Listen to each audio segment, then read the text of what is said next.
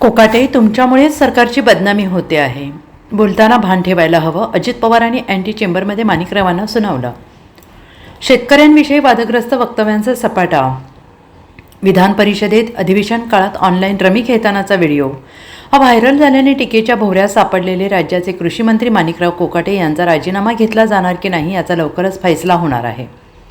आज राज्य मंत्रिमंडळाची बैठक आहे. यापूर्वी माणिकराव कोकाटे आपल्या मुलीसह मंत्रालयात आले होते. त्यांनी अजित पवार यांच्या अँटी चेंबरमध्ये जाऊन त्यांची भेट घेतली. अँटी चेंबरमध्ये झालेल्या चर्चेवेळी अजित पवार यांनी माणिकराव कोकाटे यांची खरडपट्टी काढल्याचं समजतंय. अजित पवार यांनी माणिकराव कोकाटे यांना स्पष्टपणे नाराजी बोलून दाखवली आहे. कोकाटे, तुमच्यामुळे सरकारची बदनामी होते आहे. बोलताना आपण भान ठेवायला हवं, असं अजित पवार यांनी कोकाटे यांना म्हटल्याचं समजतंय. आणि त्यानंतर माणिकराव कोकाटे यांनी झाल्या प्रकाराबद्दल अजित पवार यांच्याकडे दिलगिरी व्यक्त केली. पुढील काळात अशा बाबी घडणार नाहीत असं आश्वासन दिलं. त्यानंतर थोडीफार जुजबी चर्चा होऊन अजित पवार आणि माणिकराव कोकाटे यांच्यातील बैठक संपली. त्यानंतर अजित पवारांच्या दालनात प्री कॅबिनेट बैठकीला सुरुवात झाली.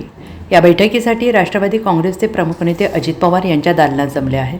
आता थोड्याच वेळात अजित पवार हे माणिकराव कोकाटे यांच्या राजीनाम्याबाबतचा निर्णय जाहीर करू शकतात. माणिकराव कोकाटे यांच्या सभागृहात ऑनलाईन रमी खेळणे आणि शासन भिकारी या वक्तव्यावर मुख्यमंत्री देवेंद्र फडणवीस यांनी नाराजी व्यक्त केली. त्यामुळे अजितदादांवर कोकाटे यांचा राजीनामा घेण्यासाठी दबाव वाढला होता. Bureau report, SBN Marathi, Mumbai.